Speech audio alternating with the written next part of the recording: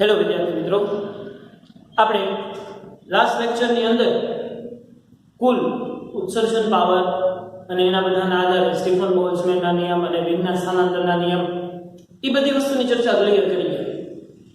હવે એની ઉપરથી આજે રેડિયો એક્ટિવિટી છે એની જેવી જ નાનકડી અમસ્તી વાત છે કે ભાઈ સૂર્ય જે છે એને આપણે શું સમજીએ છીએ કે ભાઈ આપણા માટે ઉર્જાનો ખૂબ સારો એવો સ્ત્રોત કહેવાય, એટલે આપણે સૂર્ય દાદા કહીએ, બાપુ કા બાપ, બરોબર ને?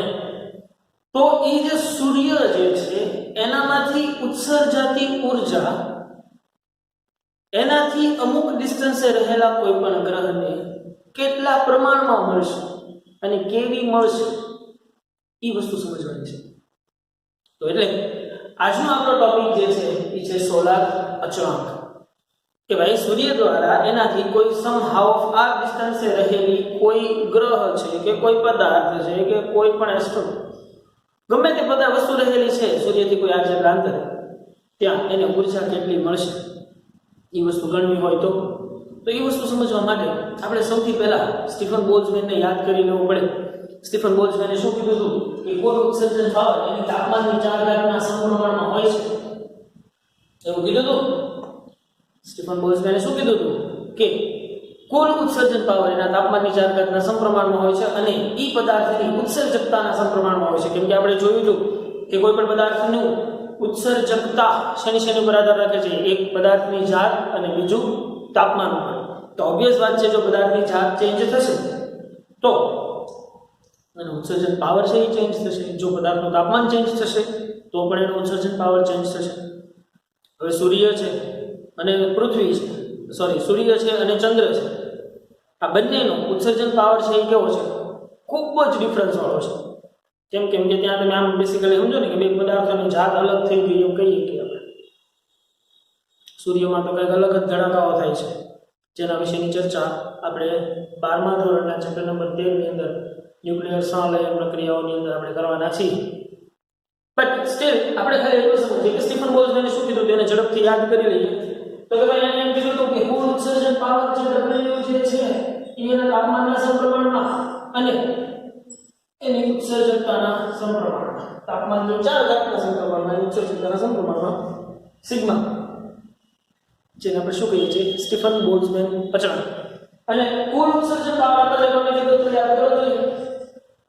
તો કુલ ઉત્સર્જન પાવર માટે આપણે કીધું કે એકમ ક્ષેત્રફળ દીઠ એકમ સમયમાં આપત થતી ઉર્જા, એકમ ક્ષેત્રફળ દીઠ એકમ સમયમાં આપાત થતી ઉર્જા, જેને આપણે શું કીધું તો કુલ ઉત્સર્જન પાવર. હવે કુલ ઉત્સર્જન પાવર ને અહીંયા મૂક્યું એટલે આપણને એ ખબર છે કે Q/AT કરો, Q/AT = સિગ્મા E × T ની 4 ઘાત.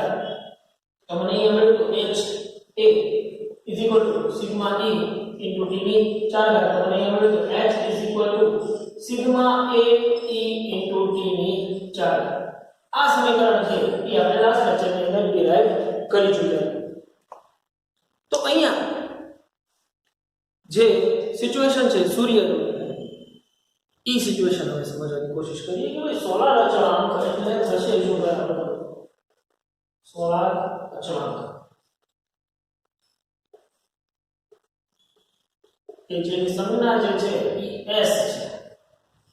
સોલાર અચળાંકની સંજ્ઞા શું છે? કેપિટલ S છે. તો કે ભાઈ સૂર્યમાંથી જે આપણને ઉર્જા મળે છે, જે સૂર્યમાંથી ઉર્જા આપણને ફોટોન સ્વરૂપે, તો આપણે જેને વિદ્યુત ચુંબકીય તરંગો પણ કહીએ છીએ, એ ખબર છે કે ત્યાંથી જે ઉત્સર્જણી છે અને એ આપણા સુધી પહોંચે છે ત્યાં સુધીમાં ઘણી બધી વેસ્ટ થતી આવે છે કે નહીં? કેમ કે ભાઈ તમે વચ્ચેના ગ્રહો જુઓ, બુધ અને શુક્રને જુઓ, તો એની ઉપર સોલાર અચળાંકનું મૂલ્ય કંઈક વધારે હશે. કેમ કે એ સૂર્યથી વધારે નજીક છે, આપણે સૂર્યથી થોડાક દૂર છે.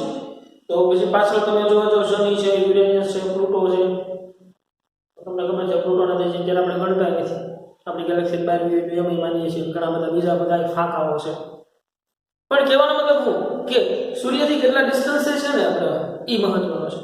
તો હું એક બેસિક નાનકડું વસ્તુ ઉદાહરણ લઈ લઉં કે માનો કે ભાઈ આ વસ્તુ સમજવા માટે આની પહેલા હું એક સિચ્યુએશન લઉં કે આ જે છે ને એ મારો સૂર્ય છે અને આની ત્રિજ્યા, સૂર્યની ત્રિજ્યા કેપિટલ આર છે, સૂર્યની ત્રિજ્યા કેપિટલ આર છે અને અહીંયાથી સરસ મજાનો રેડિયેશન છે એ સતત છોડ્યા કરે છે, બરાબર।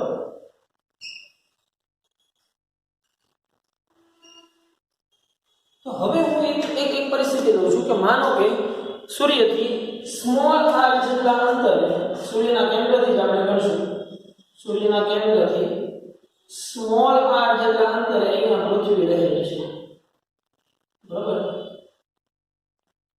અહીંયા પૃથ્વી રહેલી છે એ આની ફરતે આટલી લંબરૂપી કક્ષાની અંદર ભ્રમણ કરે છે, બરાબર। એનાથી આટલા અંતરે છે, આની જે ત્રિજ્યા છે ને સ્મોલ આર જેવો છે એમ કીધું, સ્મોલ આર જેવો આપણે કામ લાગશે અત્યારે આપણે નથી કામનું। તો સોલાર અચળાંક કે શું કરે તો કે ભાઈ પૃથ્વી સૂર્યથી, સૂર્ય માટેના સોલાર અચળાંક ઓબ્વિયસ વાત છે, સૂર્યની વાત કરી છે એટલે સોલાર અચળાંક, કોઈ બીજા તારાઓની વાત કરતા હોય તો એ જ્ઞાન અચળાંકનું નામ પાછું કંઈક બીજું આપવું પડે, પણ સૂર્યની વાત કરીએ છીએ એટલે સૂર્યથી આર જેટલા અંતરે રહેલો કોઈ પણ ગ્રહ, આપણે અત્યારે અહીંયા પૃથ્વી લીધી છે પણ એની જગ્યાએ આપણે કોઈ પણ ગ્રહ લઈ શકીએ, તો એ સૂર્યથી સ્મોલ આર જેટલા અંતરે રહેલા કોઈ પણ ગ્રહ પર એકમ ક્ષેત્રફળ દીઠ એકમ સમયમાં આપાત થતી ઊર્જાને એનો સોલાર અચળાંક કહેવાય। કોને કહેશે સોલાર અચળાંક? એકમ સૂર્યથી સ્મોલ આર જેટલા અંતરે રહેલા એકમ ક્ષેત્રફળ દીઠ એકમ સમયમાં લંબ રૂપે, ધેટ્સ વેરી ઇમ્પોર્ટન્ટ પોઈન્ટ, લંબ રૂપે આપાત થતી ઊર્જાને એનો સોલાર અચળાંક કહેવામાં આવે। તો એ વસ્તુ હું અહીંયા ખાલી એક નાનકડી વસ્તુ વાતમાં જોઉં કે ભાઈ સોલાર અચળાંક S થયું હું, તો સોલાર અચળાંક S થયું કે ભાઈ એકમ ક્ષેત્રફળ દીઠ એકમ સમયમાં આપાત થતી ઊર્જા, તો આ કુલ ઉત્સર્જન પાવર જેવું થઈ ગયું। જો ખાસ સમજો, અહીંયા ઉત્સર્જક કોણ છે? સૂર્ય છે કે નહીં? અહીંયા ઉત્સર્જક કોણ છે? એનર્જી ઉત્સર્જન કોણ કરે છે? સૂર્ય કરે છે। એટલે ઉત્સર્જક તરીકે આપણી પાસે અહીંયા સૂર્ય છે, તો અહીંયા હું એમ કહું કે સોલાર અચળાંકનું આના સમીકરણમાં આવી રીતે લખીએ S Q ની જગ્યાએ આપણે લખો H/A, એટલે કાંઈ કેમ કે Q/T H લખી શકાશે, જેને ત્યાં આપણે ઉષ્મા પ્રવાહ કહેતા હતા અને અહીંયા ઉત્સર્જન દર કહીશું ને, એ ઘન પદાર્થમાં હતું એટલે આપણે ઉષ્મા પ્રવાહની આમ નામ આપ્યું। આપણે ભણી રહ્યા છીએ ઉષ્મા વિકિરણ, એટલે અહીંયા હું કરશું વિકિરણનો ઉત્સર્જન દર કહેવાશે। તો H અહીંયા શું મળ્યું? H SA। હવે જો આ સમીકરણ H SA અને એક સમીકરણ મને એ પણ ખબર છે કે H sigma A E into V ની 4, એક સમીકરણ આ પણ છે। તો તમને એમ થાય છે બે સરખાવી દે, બે બાજુથી A ઉડાડી દો, તો A ઉડાડ્યા છે નહીં। આ સિચ્યુએશનને બહુ ધ્યાનથી અને કેરફુલી સમજવાની છે।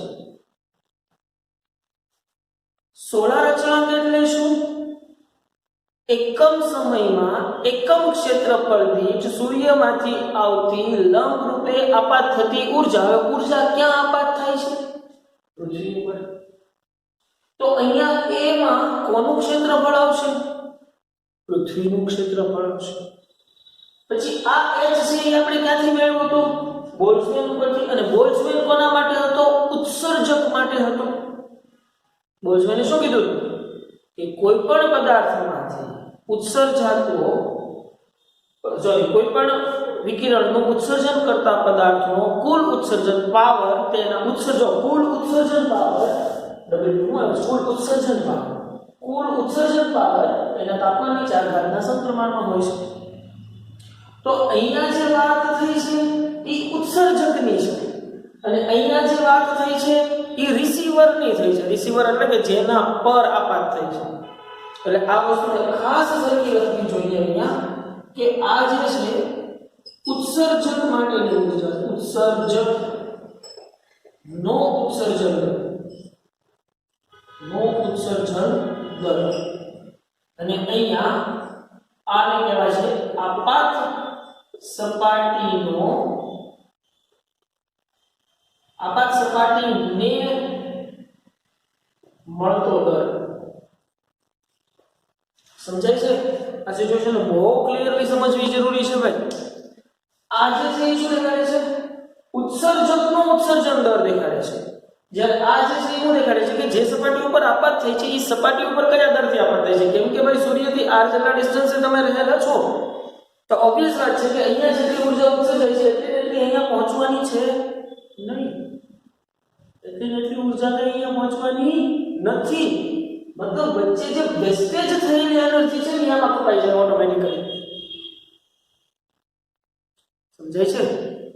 એટલા માટે આ ટર્મ ને બે મારે અલગથી તમને સમજાવવી પડે કે આ ટર્મ છે શું સૂચવે છે કે કોઈ પણ પદાર્થ કે જે ઉત્સર્જન કરે છે એનો ઉત્સર્જન દર દર્શાવે છે.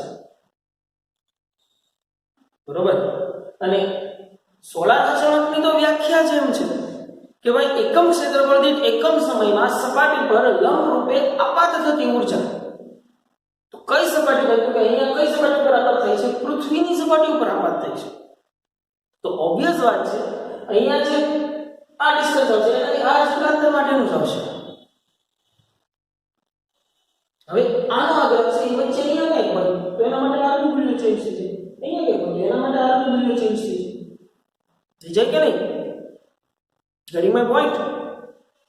તો હવે આ સમીકરણમાં એક સ્ટેપ આગળ વધવાની જરૂર છે. કેમ કે ભાઈ અહીંયા ઉત્સર્જક તરીકે કોણ છે? ઉત્સર્જક ભાઈ મારો સૂર્ય છે. ઉત્સર્જક સૂર્ય છે. અહીં લખી નાખો ઉત્સર્જક સૂર્ય છે. અને રિસીવર અથવા તો તમે એમ કહો કે સપાટી આપાત સપાટી કઈ છે? તો કે આપાત સપાટી મારા માટે અત્યારે મેં સરળતા ખાતર અહીંયા પૃથ્વી લીધી છે. બરાબર? તો ઉત્સર્જક આ હોય તો ઉત્સર્જક સૂર્ય હોય તો આ આપાત સપાટીને આગળ લખીએ. ઉત્સર્જક સૂર્ય હોય તો સૂર્યને આપણે શું કીધું છે? સંપૂર્ણ કાળો પદાર્થ કીધો છે. તો એના માટે સૂર્યની ઉત્સર્જકતા કેટલી થશે? સૂર્ય માટે સૂર્યની ઉત્સર્જકતા કેટલી થશે? 1 થશે. કેમ કે આપણે સૂર્યને સંપૂર્ણ કાળો પદાર્થ કીધો છે. તો ઓબ્વિયસ વાત છે. તો આનું આ સમીકરણ હવે કંઈક આવું થઈ છે તમારી પાસે h sigma a into t ની 4. બરોબર કે નહીં? સમજાય છે વસ્તુ? તો અહીંયા a એટલે કોનું ક્ષેત્રફળ આવશે? તો કે અહીંયા a એટલે સૂર્યનું ક્ષેત્રફળ આવશે. કોનું આવશે? સૂર્યનું ક્ષેત્રફળ. કેમ કે અહીંયા વાત જે આપણે કોની કરી રહ્યા છીએ? ઉત્સર્જકની જ વાત કરી રહ્યા છીએ. તો અહીંયા a બરાબર સૂર્યનું ક્ષેત્રફળ આવશે. તો હવે મારું સમીકરણ h sigma 4 pi અને કેપિટલ R કીધો છે એટલે 4 pi capital R square into t ની 4. ચલો આ એક સમીકરણ છે. બરાબર? આને હું માનો કે સમીકરણ નંબર 1 નામ આપી દઉં છું અને આ સમીકરણને સમીકરણ નંબર 2 નામ આપી દઉં છું. તો હવે સમીકરણ 1 અને 2 સરખાવવું જોઈએ. હવે જો સમીકરણ 1 અને 2 સરખાવતા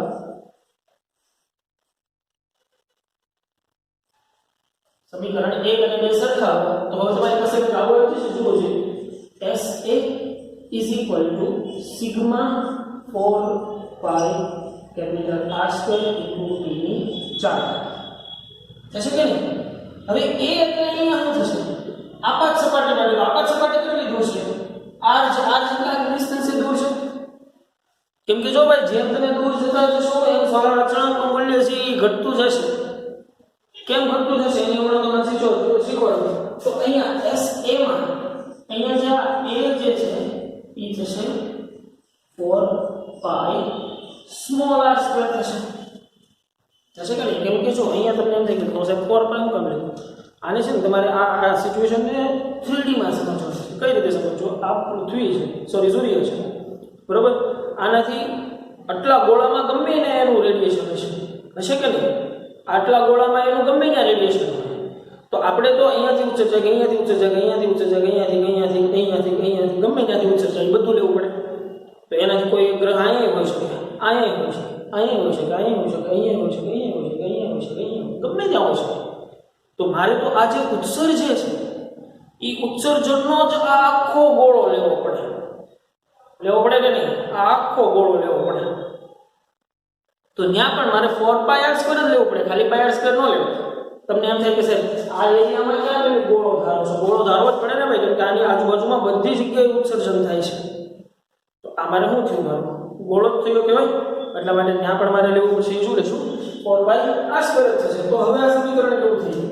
તો કે હવે આ સમીકરણ આવું લાગે s 4πr² is equal to sigma 4π capital R² into t ની 4 4π એ બાજુ કેન્સલ કરો તો 16 બચે અને s is equal to તમને કોણ મળે? sigma capital R² t ની 4 ભાગ્યા સ્મોલ r². હવે તમને આ મેળવી શું મળ્યું? સોલાર અચળાંકનું મૂલ્ય મળ્યું. તો હવે તમે કહો છો કોઈ ગ્રહ જે પૃથ્વી કરતા પણ દૂર હોય તો એના માટે r નું મૂલ્ય છે શું થવાનું છે? વધવાનું છે. r નું મૂલ્ય વધશે તો એનો સોલાર અચળાંક છે શું થશે? ઘટશે. મતલબ જે ગ્રહ જેટલો દૂર, કોઈ ગ્રહ જેટલો વધારે દૂર એટલો એના માટે સોલાર અચળાંકનું મૂલ્ય ઓછું થશે. Simple is that. કે નહીં? સમજી શકાય એવી વસ્તુ છે ને. It's not a difficult thing કે ભાઈ જેમ તમે સૂર્યથી જેમ દૂર જતા જશો એમ ઓબ્વિયસ વાત છે કે એનર્જી વધુ વેસ્ટ થવાની છે. વધુ વેસ્ટ થવાની છે તો ઓબ્વિયસ એના માટે સોલાર અચળાંકનું મૂલ્ય કેવું હોવું જોઈએ? ઓછું છે. એટલા માટે તે દૂરના જે ગ્રહો છે એ બધા ઠંડા છે, એના તાપમાન ખૂબ જ નીચા છે, કેમ કે એની પર સોલાર રેડિયેશન જ પૂરતું નથી પહોંચતું. એન્ડ વી હેવ વેરી, આપણે એમ કહેવાય ને કે પૃથ્વી છે ને એ ખૂબ જ લકી કહેવાય કે જે સૂર્યથી એવા ડિસ્ટન્સે રહેલી છે જેના કારણે આપણે એક્ઝિસ્ટ કરી શકીએ છીએ. જો એ વધારે નજીક હોત તો પણ ન કરી શકે, વધારે દૂર હોત તો પણ આપણે ન કરી શકીએ. અને એટલે જ પૃથ્વી ઉપર જ જીવ અસ્તિત્વ ધરાવે છે. તો બધા દિવાળીના વેકેશનમાં ગુરુ ઉપર ને મંગળ ઉપર ને પ્લુટો ઉપર ફરવા ન ગયા છે? જો ત્યાં માણસો જ હોત તો ચાલો ભાઈ શિયાળો આવ્યો છે તો આપણે બુધ કે શુક્ર ઉપર વ્યા જઈએ, નજીક વ્યા જઈએ એટલે ગરમી મળ્યા કરે. ઉનાળો આવ્યો છે તો હાલો ભાઈ ઉનાળો વેકેશનની અંદર આપણે ગુરુ શનિ ઉપર વ્યા જઈએ, યાગો છે એટલે ત્યાં ઠંડી હશે. બટ વિચાર કરો, તમે કલ્પના કરો એવી રીતની પોસિબલ હોય? બધા માણસો આગ્રાથી પોસિબલ જ નથી. હું ફાંકા મારો. પણ કહેવાનો મતલબ હું કે જેમ સૂર્યથી તમે દૂર જશો એમ એના સોલાર અચળાંકનું મૂલ્ય છે એ ઘટતું જશે. પૃથ્વી માટે સોલાર અચળાંકનું મૂલ્ય છે એ 1340 વોટ પર મીટર સ્ક્વેર છે. પૃથ્વી માટે સોલાર અચળાંકનું મૂલ્ય 1340 વોટ પર મીટર સ્ક્વેર છે. તો જોઈ લઈએ ભાઈ એની વસ્તુને આપણે અહીંયા ઝડપથી અહીંયા છે ને થોડાક શબ્દોને પકડવાના એ ખૂબ મહત્વના છે. પૃથ્વી સૂર્ય વચ્ચેના અંતરે પૃથ્વીની સપાટી ઉપર વાતાવરણની અનુપસ્થિતિમાં એકમ ક્ષેત્રફળની લંબરૂપ એકમ સમયમાં આપાત થતી સૌર ઊર્જાને સોલાર અચળાંક S કહેવામાં આવે છે. અને તેનું મૂલ્ય 1340 વોટ પર મીટર સ્ક્વેર છે. જો સૂર્યની ત્રિજ્યા r અને સૂર્ય પૃથ્વી વચ્ચેનું અંતર સ્મોલ r, તો નીચેની આકૃતિ પરથી કહી શકાય કે કેપિટલ R અને T તાપમાન ધરાવતા સૂર્યમાંથી એકમ સમયમાં જેટલી વિકિરણ ઊર્જા ઉત્સર્જિત થાય તેટલી જ વિકિરણ ઊર્જા એકમ સમયમાં સૂર્યથી r અંતરે રહેલા ગોળાની સપાટી પર, જો એને કીધું ને એને શબ્દમાં કાલ્પનિક ગોળો, મેં કીધું ને અહીંયા સૂર્યને સમજવાનો છે, એની આસપાસનો કાલ્પનિક ગોળો સમજવાનો છે જ્યાં અહીંયા કંઈક ગ્રહો રહેલા હોય, બરોબર? ગમે તે હોઈ શકે. એટલે કે r જેટલા અંતર માટે આપાત પાવર કેટલો થશે? જો અહીંયા કીધું આપાત પાવર એટલે કોણ? ઉત્સર્જનનો ઉત્સર્જન દર. આપાત પાવર ઉત્સર્જન દર h સિગ્મા a × e ની 4 ઘાત થશે. a બરાબર સૂર્યની સપાટીનું ક્ષેત્રફળ, e બરાબર 1 લઈએ તો લેવો જ પડે કેમ કે સૂર્યને આપણે શું કીધું છે? કાળો પદાર્થ કીધો છે. h સિગ્મા a × e ની 4 ઘાત, એ બરાબર 4πr e ની 4 ઘાત. હવે જો r જેટલા અંતરે r0 ત્રિજ્યાની પૃથ્વી હોય તો સોલાર અચળાંકની વ્યાખ્યા આ મુજબ થાય: એકમ ક્ષેત્રફળથી એકમ સમયમાં આપાત થતી ઊર્જા, તો q/t એટલે આપાત h/a. s બરાબર r અંતરે એકમ ક્ષેત્રફળ પર આપાત થતો પાવર. હવે ઇની વસ્તુ મેં તમને કીધું ને ગોળો ધાર્યો છે, આ આપણે ગોળો ધાર્યો છે. તો આના માટે સોલાર અચળાંક એટલું જ છે અને એટલા ને એટલા અંતરે રહેલો અહીંયાનો કોઈ ગ્રહ છે તો એના માટે સોલાર અચળાંકનું મૂલ્ય એટલું જ છે એના લીધે r જેટલા અંતરે એટલે ટૂંકમાં આ ગોળા ઉપરના સ્મોલ r જેટલી ત્રિજ્યાનો જે ગોળો ધાર્યો છે સૂર્યની આસપાસ એના કોઈ પણ r જેટલા અંતરે બધી જગ્યાએ સોલાર અચળાંકનું મૂલ્ય અચળ જ રહેશે h બરાબર r અંતરે r ત્રિજ્યાના સમગ્ર ગોળીય ક્ષેત્રફળ પર આપાત થતો પાવર h બરાબર sa s 4 pi r2 સમીકરણ 2 આ એક સેન્ટેન્સ છે ને બહુ ઊંચું આગળની દાખલામાં યુઝ કરે છે h બરાબર એટલે શું આવ્યું છે h બરાબર r અંતરે r ત્રિજ્યાના ગોળીય ક્ષેત્રફળ પર આપાત થતો પાવર અહીંયા એક સુધારો છે એ કરી દઉં છું r ની આગળ અહીંયા r 0 આવશે r અંતરે r0 ત્રિજ્યાનો ગોળો કે જે ઉપર આપાત થાય છે એ આગળ હું યુઝ કરાવવાનો છું ત્યારે પછી કન્ફ્યુઝન ન થાય એટલે યાદ રાખજો સમીકરણ 2 અને સમીકરણ 4 સમાન છે સમીકરણ 2 સૂર્યની ઉત્સર્જિત વિકિરણ આપાત પાવરના સંદર્ભમાં છે જ્યારે સમીકરણ 4 સોલાર અચળાંકના સંદર્ભમાં છે અને r અંતરે આપાત થતા પાવરના સંદર્ભમાં છે આ બહુ સમજવાનું પાવરના ઈ નો સમજે તો આપણે ખાલી એટલું સમજી લેવાનું કે આ ઉત્સર્જન માટેની સિચ્યુએશન છે આ આપાત સપાટીને મળતો દર છે એ સપાટીને કેટલો પાવર મળે છે આ સપાટીને મળતો પાવર છે અને આ છે ઈ ઉત્સર્જતો પાવર છે આ સૂર્યમાંથી ઉત્સર્જતો પાવર છે અને આ પૃથ્વીને મળતો પાવર છે બરાબર સમીકરણ 2 અને 4 ને સરખાવતા s 4 pi r2 કરો તો s r2 સમીકરણ 6 ને વ્યાપક ઉપયોગ કે જેમ કે r ત્રિજ્યાના અને t તાપમાન ધરાવતા કોઈ પણ તારાથી r જેટલા એકમ સમયમાં એકમ ક્ષેત્રફળ દીઠ આપાત થતા વિકિરણ ઊર્જા s શોધી શકાય ક્લિયર ભાઈ આટલી વસ્તુ હવે એક વસ્તુ છે ને આપણે સમજીએ એક દાખલો છે હવે આની આ સિચ્યુએશનને આપણે છે ને સમજવાની કોશિશ કરવાની છે વાત યાદ રાખજો ઉપરાંત આ નોંધ છે જો r0 ત્રિજ્યાની પૃથ્વીની સપાટી પર લંબરૂપે આપાત થતો વિકિરણ ઊર્જાનો દર એટલે કે આપાત પાવર શોધવાનો હોય તો કે એકમ ક્ષેત્રફળ માટે s અને પાઇ r0 ક્ષેત્રફળ માટે s કેમ કે આ જે તમને અહીંયા s મળ્યો છે એ કયો મળ્યો છે એકમ ક્ષેત્રફળ પર આપાત થતો s એકમ ક્ષેત્રફળ માટે જે થાય છે એને આપણે s કહીએ છીએ પણ જો હવે મારે આખી પૃથ્વીની ચર્ચા કરવી હોય તો કેમ કે જો હજી યાદ કરો મેં તમને ઓલું સેન્ટેન્સ યાદ રાખવાનું કીધું અહીંયા તમે શું કીધું એકમ ક્ષેત્રફળ દીઠ એકમ સમયમાં આપાત થતી ઊર્જાને આપણે એનો સોલાર અચળાંક s કીધું છે પણ મારે આખી પૃથ્વી ઉપર આપાત થતો પાવર જાણવો હોય તો કે જો ભાઈ આ સિચ્યુએશન સમજો કે ભાઈ એકમ ક્ષેત્રફળ માટે જે આપાત થાય છે એને સોલાર અચળાંક s કીધું તો કુલ પૃથ્વી પર मतलब कि l गुणा पाई r0 स्क्वायर જેટલા ક્ષેત્રફળ પર આપાત થતો સોલાર અચળાંક કેટલું કે જેને હું અત્યારે સરળતા ખાતર s પ્રાઇમ કહું છું તો s પ્રાઇમ s પાઈ r0 સ્ક્વાયર થાય કે નહીં તો s બરાબર શું છે તો મને ખબર છે s બરાબર શું કીધું છે sigma capital r square t ની 4 ઘાત છેદમાં r square into pi r0 square તો આ જે તમને મળશે એ શું મળશે પૃથ્વીની કુલ સપાટી ઉપર આપાત થતો પાવર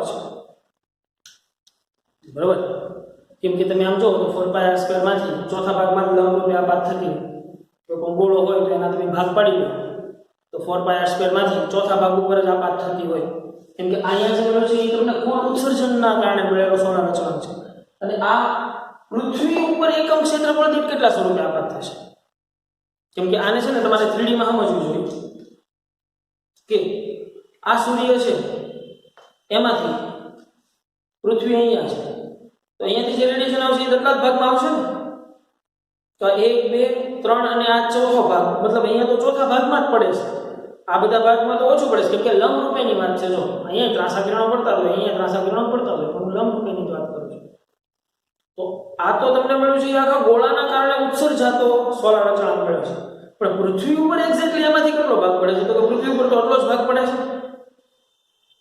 સમજાય છે વાત તો પૃથ્વી ઉપર પડતો સોલાર અચળાંકના આધારે s prime sigma r square ની વિચાર કરતા r સ્ક્વેર ઇન્ટુ હવે આ ખાસ સમજો આ r છે કોણ છે ઉત્સર્જકનો r છે આ r છે શું છે ઉત્સર્જક થી સપાટી સુધીનું અંતર છે અને આ r0 શું છે જે સપાટી ઉપર આપાત થાય છે એ સપાટીની ત્રિજ્યા છે બરાબર એટલે ખાસ સમજવાનું છે તો હવે નોંધ અહીં પૃથ્વીની સપાટી ઉપર આપાત એકમ લંબરૂપે પૃથ્વીનું પરિણામી ક્ષેત્રફળ πr0² જ થશે પૃથ્વીની સપાટી પર લંબરૂપે આપાત થતું πr0² s તો તમને આ સમીકરણ છે એ મળી જાય ક્લિયર કરી આના દાખલાઓ બહુ અઘરા નથી ખાલી સિમ્પલ તમારે સીધા બેટા સૂત્રો વાપરવાના છે પણ આ જે સૂત્રોને જે સમજવાના એ ખૂબ મહત્વની વસ્તુ છે રાઈટ તો ઝડપથી પહેલા એક વખત આપણે ઇલેક્ટ્રિસિટી આપનું સમીકરણ છે એને જોડાવાનું જોઈ લઈએ આપણે પહેલા તો સૌથી પહેલા હું બોલ્ટ્ઝમેન અચળાંકની વાત કરીએ તો બોલ્ટ્ઝમેન અચળાંકના આધારે આપણે h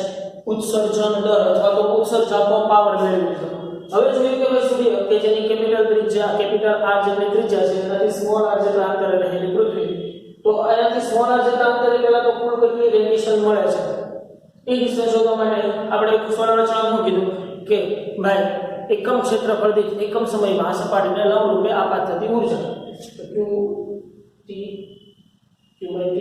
h s આપણે કોની વાત છે આપાત સપાટીને મળતો દર છે હવે એ આપાત સપાટી આ ગોળામાં ગમે ત્યાં હોઈ શકે એ આપાત સપાટી આ ગોળામાં ગમે ત્યાં હોઈ શકે h સિગ્મા a × t ની 4 ઘાત પણ એ કોની વાત છે ઉત્સર્જકનો ઉત્સર્જન દર છે અથવા તો ઉત્સર્જન પાવર છે એમ જો પણ ચાલે તો ઉત્સર્જક કોણ છે સૂર્ય તો e બરાબર તો 1 થઈ જાય કેમ કે સૂર્યને આપણે કાળો પદાર્થ લીધેલો છે h સિગ્મા a × t ની 4 ઘાત તો a બરાબર સૂર્યનું ક્ષેત્રફળ તો h સિગ્મા 4πr² × t ની 4 ઘાત અને સમીકરણ કરીને તેને સરખાવો તો a કોણ થશે કે ભાઈ એનાથી r જેટલા અંતરે સોલાર અચળાંકની વાત છે તો એનાથી r જેટલા ગોળાના અંતરે ગમે ત્યાં હોઈ શકે તો એ જે કાલ્પનિક ગોળો છે એનાથી r જેટલા અંતરે જે આપણે વિચારેલો છે એનું ક્ષેત્રફળ 4πr² મૂકો s સિગ્મા r² × t ની 4 r². પણ ખાસ સમજવાની વસ્તુ એ છે કે આમાંથી પૃથ્વીને એકમ લંબ પૃથ્વીની સપાટીને લંબ રૂપે એકમ સમયમાં એકમ ક્ષેત્રફળ દીઠ આપાત થતી ઊર્જા કેટલી પૃથ્વીની સપાટીને એકમ ક્ષેત્રફળ દીઠ એકમ સમયમાં આપાત થતી લંબ ઊર્જા કેટલી થશે તો કે એકમ ક્ષેત્રફળ દીઠ તો s જેટલો સોલાર અચળાંક છે તો કુલ પૃથ્વી પર πr0² માટે કેટલી આપાત થશે s પ્રાઇમ જલ્દી તો s prime s πr0² s prime બદલી જશે s ની કિંમત મૂકો સિગ્મા r² × t ની 4 r² સિમ્પલ સમજી શકાય એવી વસ્તુ છે તો આના રિલેટેડ આપણે દાખલાઓ જોઈએ તો સૌથી પહેલા એક નાનો મસ્તો દાખલો આ છે જેમ તમે સીધું ભણ્યો છો આના દાખલાઓ છે ને ખાલી સમીકરણ દર્શાવવાના છે બતાવવાના છે બીજું કાંઈ નવું નથી પૃથ્વી અને સૂર્ય વચ્ચેના સરેરાશ અંતરે સૂર્યની સપાટી પરથી પૃથ્વીની સપાટી પર વાતાવરણની અનુસરી સ્થિતિમાં એક ક્ષેત્રફળની લંબરૂપે એકમ સમયમાં આપાત થતી સૌર ઊર્જાને સોલાર અચળાંક કહે છે તેનું મૂલ્ય 1340 s તમને આપી દીધેલું છે સોલાર અચળાંક s ની વેલ્યુ આપી દીધી તો સૂર્યનું તાપમાન સૂર્યની ત્રિજ્યા rs બરાબર એટલી છે સિગ્મા બરાબર એટલું છે સૂર્ય અને પૃથ્વી વચ્ચેનું અંતર r0 એટલું છે તમારે આમાં ખાલી સોલાર અચળાંક આપી દીધેલો હોય તો તમે સીધું કરી શકો આમાંથી તાપમાન તમારે ગણવાનું છે તો સૂર્યનું તાપમાન કેટલું છે s આપણે અહીંયા મેળવેલું છે સિગ્મા r² × t ની 4 ઘાત છેદમાં કેપિટલ r². હવે જો તાપમાન જોતું છે એટલે g ની 4 ઘાત s × r² sigma capital r². હવે જો s બરાબર તો તમને આપી દીધેલું છે 1340 સ્મોલ r આપણે કોને કીધું હતું સૂર્યથી કોઈ r જેટલા સ્મોલ r જેટલા અંતરે તો એમ કીધું કે સૂર્ય અને પૃથ્વી વચ્ચેનું સરેરાશ અંતર એટલે મતલબ આને તમે અહીંયા શું કહેશો તમારા માટે આ સમીકરણમાં e થઈ જશે r0 સિગ્મા તો સિગ્મા છે જેની વેલ્યુ આપણે લીધી છે આપણે ખબર છે 564 - 8 અને rs સૂર્યની ત્રિજ્યા જેને આપણે r કીધું એને આપણે એવું કહીએ rs કહીએ આમાં તમારે t ને સૂત્રનો કરતા નાખવાનો છે માત્ર આંકડા મૂકી અને આપણી ગણતરી લાવવાની છે, બીજું કશું જ છે નહીં, રાઈટ. વધી એનાથી આગળ તો લેવલ 3 AIEEE 2006 ની અંદર પૂછાઈ ગયેલું કે સૂર્યને આની રકમ સમજો.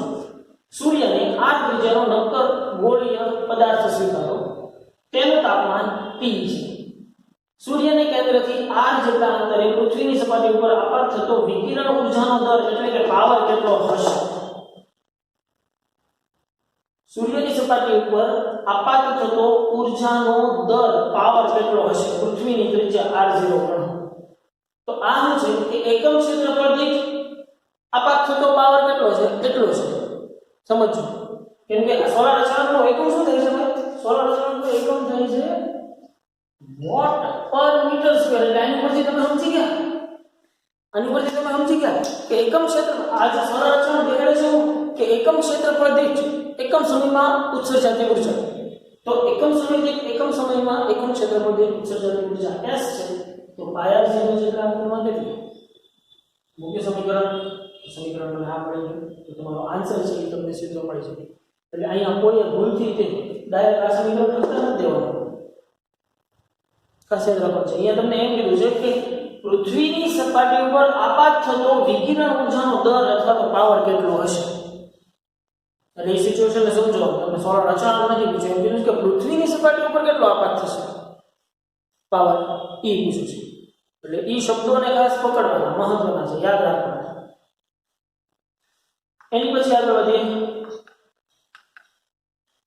PMT 2010 ની અંદર એની જ વાત જેવી એક વાત પૂછાઈ ગઈ, પણ એમાં થોડી ગલત છે. જોજો, r ત્રિજ્યાના તારાની બહારની સપાટી T કેલ્વિન તાપમાને સંપૂર્ણ કાળા પદાર્થની માફક વર્તે છે. તારાના કેન્દ્રથી r જેટલા અંતરે આવેલી સપાટી ઉપર લંબ રૂપે જો અહીંયા પાછું મૂક્યું, જો લંબ રૂપે એકમ ક્ષેત્રફળ દીઠ આપાત થતો પાવર કેટલો હશે? ઓલામાં એકમ ક્ષેત્રફળ એવું ચોખવટ કરેલી હતી નહીં, એટલા માટે આપણે આ બધી રામાયણ કરવી પડી. પણ અહીંયા તમને ચોખ્ખું એમ કહેશે કે એકમ ક્ષેત્રફળ દીઠ આપાત થતો પાવર કેટલો? તો કે ભાઈ એકમ ક્ષેત્રફળ દીઠ આપાત થતો પાવર તો આ જ છે, વોટ પર મીટર સ્ક્વેર. એટલે તમે શું કરો છો? S sigma r² × d⁴ small r² અનુસાર ચાલે છે. પણ અહીંયા ખાસ સમજો, સિચ્યુએશન ઉલટાઈ ગઈ છે. હું કે r ત્રિજ્યાનો તારો છે, એટલે અહીંયા જ્યાં કેપિટલ R વાપરતા હતા ત્યાં સ્મોલ r વાપરવું પડશે. અને તારાના કેન્દ્રથી સ્મોલ r જેટલા અંતર, એટલે ટૂંકમાં કેપિટલ R અને સ્મોલ r ની સંજ્ઞા ઉલટાઈ ગઈ છે. એટલે ધ્યાન રાખવાનું છે. તો આનું સમીકરણ તમારે આમ લખી શકશો, sigma small r² capital R² d⁴. જો માત્ર સંજ્ઞાઓ જ ફરી છે, બીજું કાંઈ ફેર્યું નથી. અહીંયા આપણે કેપિટલ R ત્રિજ્યાનો ગોળો લીધા હતા, અહીંયા તારાની ત્રિજ્યા સ્મોલ r છે. અહીંયા આપણે સ્મોલ r જેટલા અંતરે રહેલા ગ્રહની વાત કરતા હતા, અહીંયા તારાના કેન્દ્રથી r જેટલા અંતરે રહેલા ગ્રહની વાત કરીએ છીએ. ડિફરન્સ ક્લિયર થાય છે કે નહીં? ઓબ્વિયસ વાત છે. તો આપણો આન્સર શું આવશે? A. આવી જાય કે ન આવે? ઓફકોર્સ આવી જાય. એની પછી વાત કરીએ લેવલ 2 નો MCQ નંબર 57 ની ચર્ચા કરીએ કે કલ્પના કરો કે સૂર્યની બહારની સપાટીની ત્રિજ્યા સ્મોલ r છે અને T ડિગ્રી સેલ્સિયસ જેટલા તાપમાને સંપૂર્ણ કાળા પદાર્થની માફક ઊર્જાનું ઉત્સર્જન કરે છે. તો સૂર્યના કેન્દ્રથી r જેટલા અંતરે આવેલ એકમ ક્ષેત્રફળવાળી સપાટી વડે મેળવાતો પાવર કેટલો? જો અહીંયા એકમ ક્ષેત્રફળ ચોખવટ કરી દીધું છે, એટલે કુલની વાત આવશે એટલે એકમ ક્ષેત્રફળ માટે તો એકમ ક્ષેત્રફળ માટે આપણે ખબર છે વોટ પર મીટર સ્ક્વેર અકોર્ડિંગ કરીએ તો S શું થઈ જશે? S sigma r² × d⁴ small r². But અહીંયા એક લોચો છે, સંજ્ઞા ઉલટાવી છે. જુઓ, સપાટીથી સ્મોલ r અને T ડિગ્રી સેલ્સિયસ અને કેપિટલ R જેટલા અંતર, એટલે r ખાલી ઉલટાના છે. તો હવે આ સમીકરણ પહેલા આવું થઈ જશે S sigma small r² d⁴ capital R². એટલે સંજ્ઞા ઉલટાણી ને ક્લાસ દાખલાની અંદર થઈ હતી એની જેવી જ વાત. તો હવે T બરાબર T ડિગ્રી સેલ્સિયસ છે, તો પહેલા એને કેલ્વિનમાં ફેરવવા પડે, ઓબ્વિયસ વાત છે. તો S મારી પાસે થઈ જશે sigma r² × small t plus 273 પણ એની 4 કેપિટલ R². સિમ્પલ વાત છે, ગણી શકાય એવું વસ્તુ ખાલી સંજ્ઞા ફેરવી લે છે. રેડી ભાઈ? તો આજના લેક્ચરની અંદર આપણે અહીંયા સુધી રાખીએ છીએ ભાઈ. નેક્સ્ટ લેક્ચરની અંદર મળશું, પણ આજના લેક્ચરના હોમવર્કની અંદર તમારે theory number 7.11.1 theory number 7.11.1 one time રહેશે. અને દાખલાઓની વાત કરીએ તો ઉદાહરણ નંબર 238, ઉદાહરણ number 238, level 3 number 24, level 3 number 24, level 2 number 96, level 2 number 96 અને લેવલ 2 માં નંબર 57. બરાબર? આટલી વસ્તુ છે એ તમારે હોમવર્કની અંદર વન ટાઈમ રહેશે ભાઈ. જો ન સમજાય નહીં તો પ્લીઝ આ વિડીયો 2 વખત જોજો, કેમ કે સોલાર અચળાંક સમજવો ખૂબ મહત્વનો છે. નેક્સ્ટ લેક્ચરની અંદર આપણે જે ન્યૂટનના ક્ષેત્રના નિયમની બધી વાત કરવાના છીએ, પણ સોલાર અચળાંક એના માટે પહેલાં સમજાઈ જવું ખૂબ મહત્વનું છે. બરાબર? હાલાકી વાત થોડીક અલગ જ છે, પણ છતાંય સોલાર અચળાંક તમને ક્યાંક થાપ ખવડાવી દેશે જો હરખું સમજ્યા નહીં હોય તો. એટલે મેક શ્યોર કે આખો લેક્ચર છે એવું લાગે તો 2 વખત જુઓ, કંઈ ડાઉટ્સ હોય તો પૂછો. બરાબર? તો આજના લેક્ચરની અંદર રાખીએ ભાઈ આપણે અહીંયા સુધી. મળીએ પાછા નેક્સ્ટ લેક્ચરથી.